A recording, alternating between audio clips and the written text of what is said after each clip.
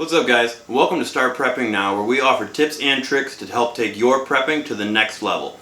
Today we are going to be working with the dehumidifier, and we're actually going to make some beef jerky. It's a favorite in my house, and I thought, you know what, let's kind of go over what we do. So we had a few people on Facebook reach out and say that this is an idea they'd like to see a video on, so we decided to cover it. So we're going to need a few different things. This is just the recipe I like. Obviously there's a million recipes out there, so follow the one that sounds best for you. But for ours we need a 1/4 cup of low sodium soy sauce, 2 tablespoons of, I always struggle with this word, Worcestershire sauce, I think I got it, 2 tablespoons of liquid smoke, we need 2 tablespoons of brown sugar, 2 teaspoons of salt, 1 teaspoon of ground black pepper, 1 teaspoon meat tenderizer, 1 teaspoon garlic powder, you're going to need 1 teaspoon onion powder, and 1 teaspoon of ground paprika. In addition to that, you also need 2 pounds, it calls for beef round steak. We kind of like a little bit lean jerky, so we actually have some sirloins here we're going to use. But any lean steak or something like that that you would like would work just fine. So I'm gonna kind of go through how we do this. I already have the dehumidifier out. You are supposed to marinate this for a while. We're going to kind of speed the process along a little bit, just kind of for video's sake, so we don't have to try to shoot this twice. So here we go. Okay, so what we're going to do, this bar has been cleaned, it's all set to go. This bar top is, we're just going to take these and cut these into strips. So you want to try to shoot, it doesn't have to be exact, but you want to try to shoot for about 1/4 of an inch thickness. So that gives the dehydrator a chance to actually do what it's supposed to do. And so we're just going to cut these down like this. And you can kind of just pile them as you go. I'm actually going to cut this in half, I think.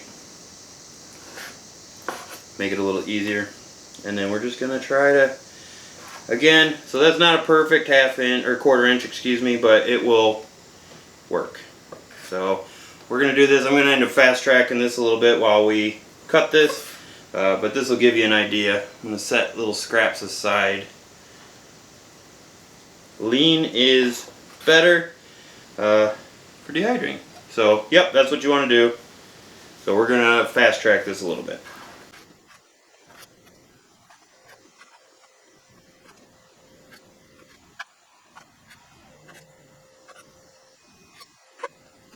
Okay, so you can see that was 1/2 of one, and that's got a nice little pile. But remember, when we dehydrate, these are going to shrink, not only in size but in weight.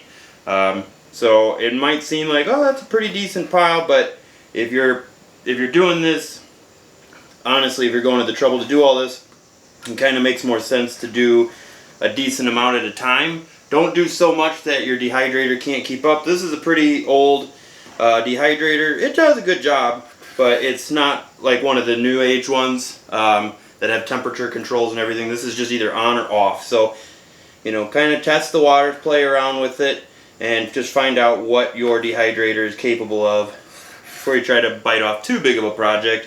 With that said, kind of wise to make it worth your while. Dehydrators are awesome for a few reasons. Now that one's a little thick, but I think it'll work. Dehydrators are awesome for a few reasons. Obviously you can dry your meat, which is cool, but it kind of has to be in like a jerky form for most dehydrators in order for them to function correctly. But you can dehydrate fruits, vegetables, herbs is another big one. You can dry those up, fresh herbs, and then you have dried herbs like you would buy at the store, only from the garden. Or, you know, maybe you just buy them from a farmer's market or something, and you have, so like this is an example of something I would cut off. This is just kind of the like the membrane between this and the next cut of meat. But the dehydrator is going to have a hard time with that. And the more fat that is in your meat, the faster it can spoil or go rancid. So you want to, not that you need every piece of fat off, because you don't, but you want to do your best to get it nice and cleaned up. Like this is a pretty good chunk I would get out. A little bit's okay, otherwise it can be a little dry, but try to get the bigger chunks. That's a little thick, I'm going to cut that in half and see if we can't clean that up just a little. Now, I said you want to go 1/4 inch. You don't want to go much smaller than that. It will dry quicker, but it's going to be a lot tougher if you do that, because it can be overly dry, if that makes sense. There. So that's one. So that's a decent amount. That's a decent amount. I will be doing the second one as well, though, just so that, you know, like I said, we want to make it worth our time a little bit. This looks like a nice piece, actually, a nice cut. So this might be pretty decent to try to cut up.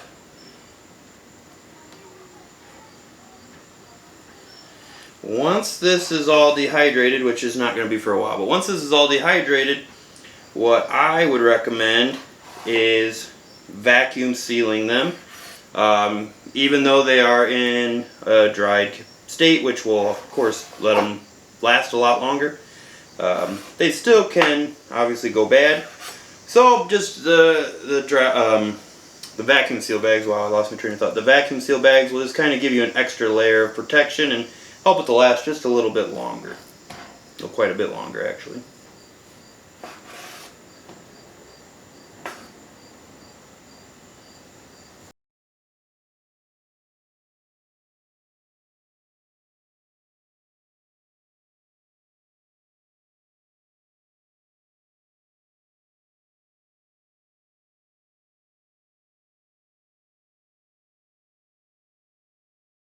Couple more cuts.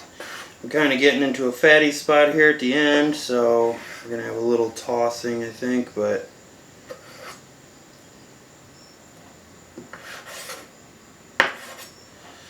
now depending on how much you're doing when you dehydrate meat like this to make jerky or something, you can always use the scraps. The cuttings, you can use that for something else, like making stock or something like that. That'll work. Oh, that one's not all bad. That's totally up to you. Today I'm just going to set them aside and we'll figure out what we want to do with them here in a little bit. So now we're going to start working on the marinade. Alright, so we've got our tablespoons and our teaspoons, and we're just going to start mixing according to the recipe. I'm going to be posting the recipe in the comments, but I'll also kind of talk over it as we go. Alright, so we need a 1/4 cup of low sodium soy sauce. And let's get this marinade going.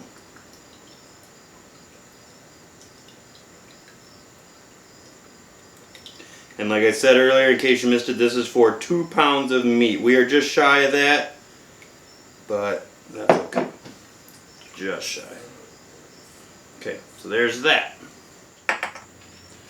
Alright, and then we need 2 tablespoons of Worcestershire sauce.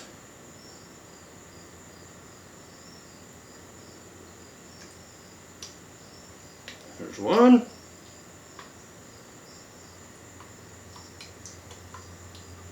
And there is 2. We need 2 tablespoons of liquid smoke.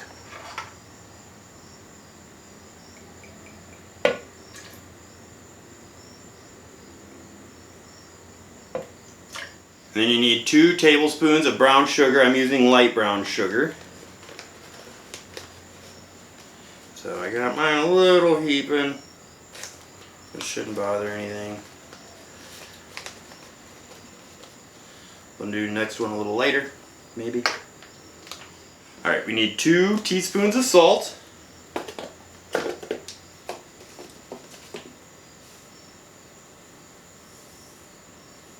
Uh-oh.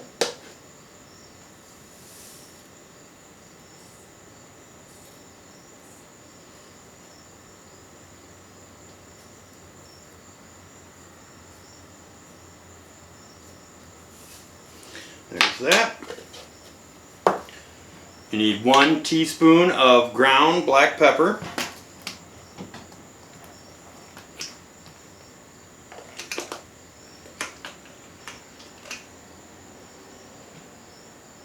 Okay. And you need 1 teaspoon of meat tenderizer.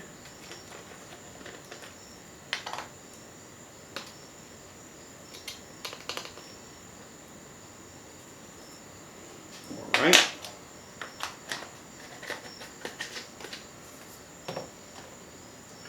You need 1 teaspoon of garlic powder.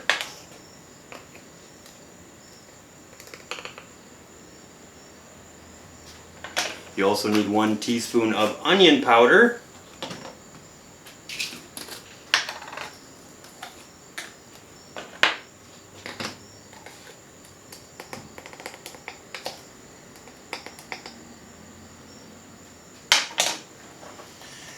And last but not least, you need 1 teaspoon of ground paprika.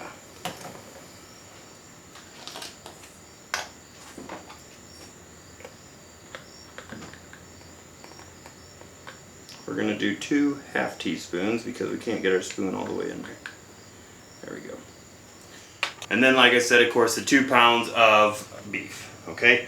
So once we've got everything combined, we are going to, it wants us to put them in a pan. We're actually going to just do it right here on this plate. Just because. So again, this is where you're soaking up your marinade. I need something for my cuttings. We're just going to put them in this measuring cup here. So what we're going to do is we are just going to kind of try to spread them out a little bit so that we can get our marinade in there, you know, all up in the meat, all over it. And let those flavors kind of permeate it a little bit. Again, we're not going to wait the whole time because I don't want to keep this video waiting. And I'm a busy fella, right? So we're just going to try to get this going.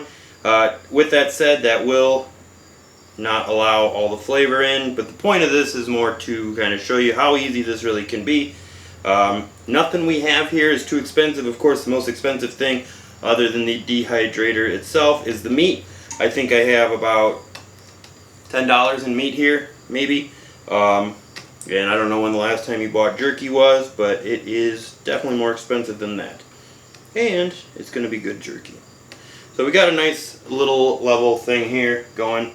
So we are going to then mix this up good, and the time you are to wait is 8 hours. So what you would do is once it's in its pan, right, this is the reason for the, you know, cake pan, you would make a thin layer, single layer, and you would drizzle this marinade over them, and you would cover them in plastic wrap and keep them soaking for 8 hours in the refrigerator. After that, we would start the dehydrating process. We are going to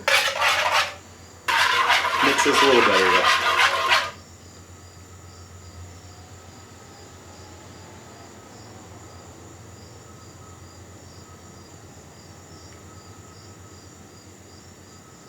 Alright guys, sorry about that. So my camera battery actually died. So I'm not exactly sure where it died. What I was saying is, yeah, this calls for 8 hours to sit and marinate in the refrigerator.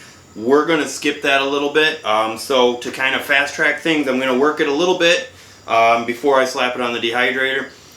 If you are completely unfamiliar with the dehydrator, kind of let me go over a little bit of what happens here.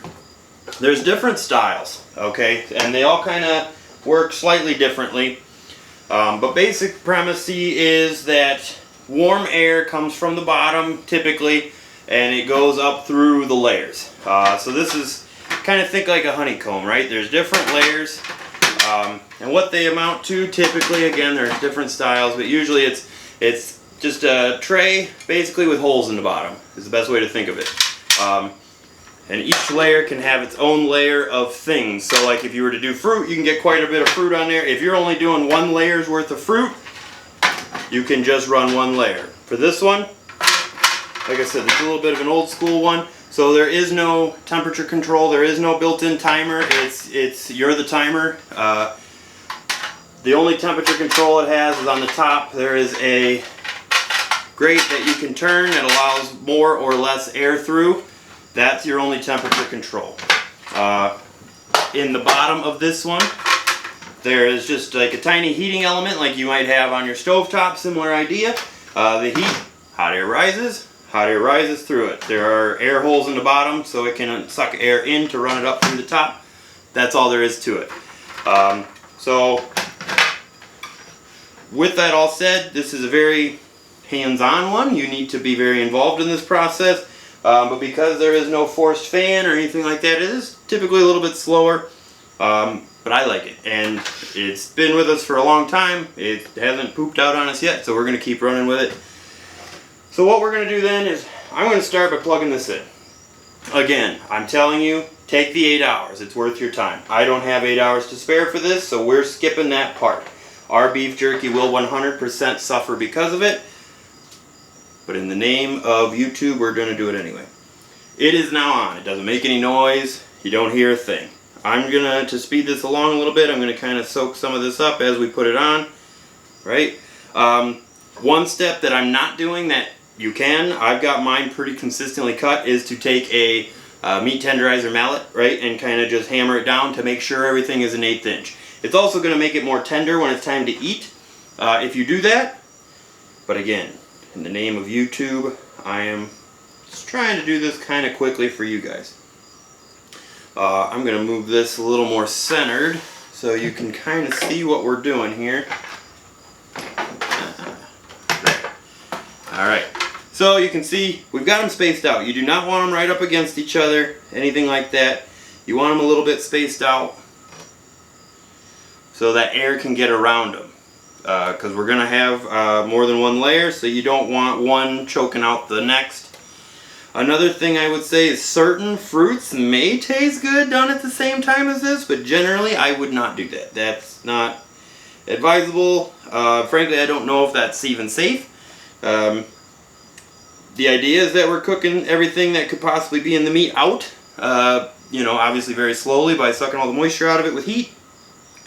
But now here's a piece that I'm not going to put in, only because it's a little thicker. I must have missed that somehow. But yeah, so I would not put fruit or anything like that in there. I wouldn't put another meat in there because you've got some pretty potent flavors going on here. And while they may taste great on jerky, probably not on fish or, you know, apples or something like that. So play it safe, play it smart. Use your better judgment. So you can fill these up a little more. Yeah, I can already feel the heat coming off of that. It's not overly hot, but it is warm, which is what you want. You don't want it overly hot. And we don't want them touching because they will stick. You may have a little bit of an issue with them sticking to the bottom. Don't worry, that happens. This is, at least mine, and I assume all, are dishwasher safe, so you can just run this through the dishwasher. Or if you're the dishwasher, you can wash it yourself. No problem. It's just plastic. There we go. So I'm not going to put any more on that layer. We've got 5 altogether. Some have 10, some have 7, some have 3. It just depends what you get. I will post some links down below for some similar to this, and then some of the newer age ones that are pretty nice. They got, you know, they've got good reviews and stuff. This is nice. Dehydrating is nice because, like I said, you can really save some money. You can have beef jerky that doesn't taste like everything else. You know, you can come up with your own recipes. They do make kits if you're just not much for recipe following. They do make kits where you just, you know, add a little oil, or not oil, but add a little, you know, this or a little that, and you've got jerky. I like to do it ourselves, but teach their own. But you can absolutely find kits for that. Deer jerky, obviously, there's a million kits for that. Just like that, though, there's kits for beef and pork and turkey and chicken jerky. There's tons of different options out there. So explore. Another nice thing is if you've got kids or something like that, this is something fun they can do, and almost everybody likes jerky, especially jerky that they made. So this may really be a hit in your family, like it is in mine. So we're kind of sticking with the idea of not letting them all be bunched up together, having some airflow. Air will get through regardless, but why not give it a hand up? You know, the more air you can get moving through this, the faster it will work. With that said, there is an actual amount of time, which we'll go over here in a sec. I think I can fit one over here. It's kind of like playing beef jerky Tetris. That's a little bit of cutting, shouldn't have been in there. There we go. Let's go up to the next layer. Again, you could fit more on there. We're not in a giant demand for this thing right now, so let's get it some air supply.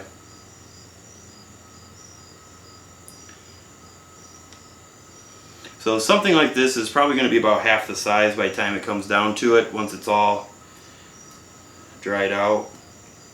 And we're just kind of moving some of these that were on the edge around a little bit. Let them get in there, even though they're not going to be. Yeah. So this fat we found here, again, something that slipped through. We're just going to peel that membrane and that fat out of there, at least as much as we can here. Don't have to be perfect, but we've all bought a bag of beef jerky before where it's a little greasy or it's a little soft, you know, and typically that's because there was a piece of fat there. That's almost always what it was. Or it was just poor grade beef jerky. That's possible too.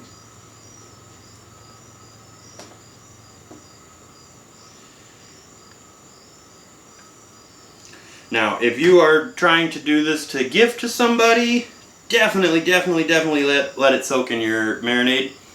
Do not pull it out early, because like I said, this is going to suffer because of it, but we are in a bit of a crunch, and so we're just doing it this way. A couple more pieces.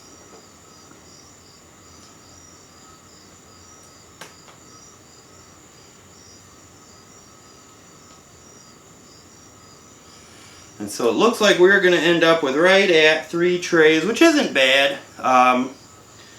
Okay, so in the package this was 2 pounds. It definitely is not 2 pounds on the dehydrator. We had some cuttings and stuff like that. Now once we add our marinade, that obviously brings the weight up, but that is all going to get sucked into the meat, and some of it of course will evaporate. Our final step is to put the lid on. We do want airflow, so we're going to open our vents up and let that air flow. That's that, really. So that's about all she wrote for that one. Okay, so as far as time goes, you're going to want to run this on your dehydrator, if you have settings, on the highest setting possible, for a minimum of 4 hours. After 4 hours, start checking it really regularly until it gets to the consistency you like. But after 4 hours, it will be safe. It will have, you know, dried it enough that it is safe. There's not going to be any critters or anything like that in there.